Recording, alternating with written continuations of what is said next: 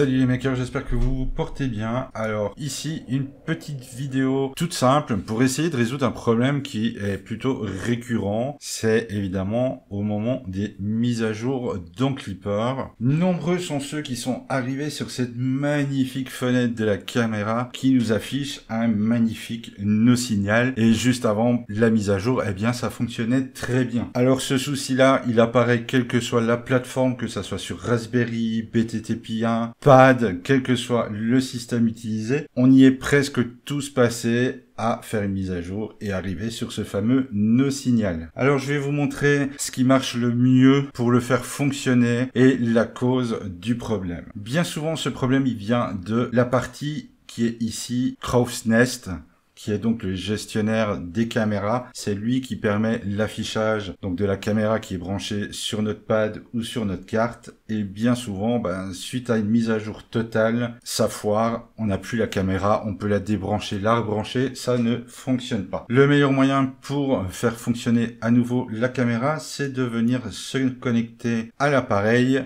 en SSH.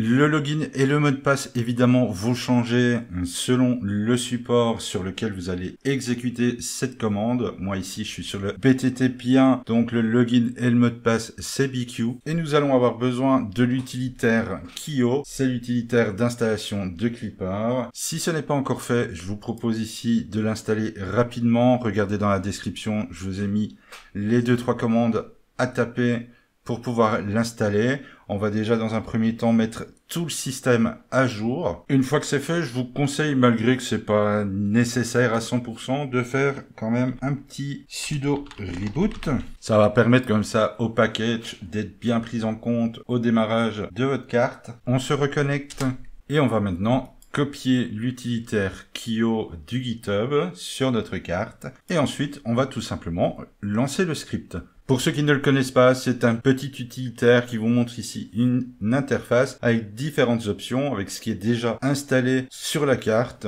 On peut y voir donc ici que j'ai une session Clipper, un Moonraker, l'interface Mainsail, le Clipper Screen et le fameux Crow's Nest qui est installé, et c'est lui pour le moment qui nous pose un petit peu problème. On va donc dans un premier temps le désinstaller avec l'option ici en numéro 3 Remove. On va choisir donc ce qu'on veut enlever. Crow's Nest est ici en 9e. Il nous demande de confirmer qu'on veut bien le supprimer. On confirme une seconde fois et celui-ci a été supprimé. Maintenant, dernière chose qui nous reste à faire, c'est évidemment de revenir un menu en arrière, de choisir cette fois-ci le menu numéro 1 pour l'installation. Il va nous demander le mot de passe de notre carte.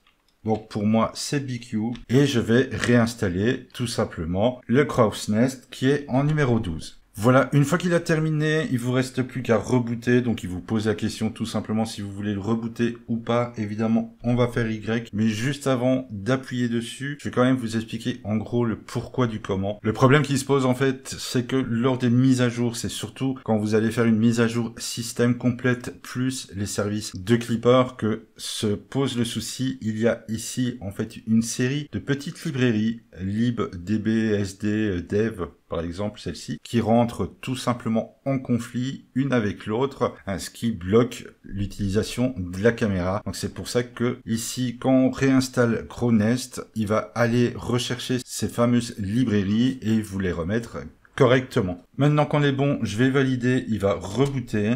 Le reboot est lancé. Je vais pouvoir revenir sur ma page de Mainsail. Je vais attendre quelques instants que celui-ci redémarre pour que l'interface s'affiche à nouveau. Et on va voir si ça a corrigé le souci.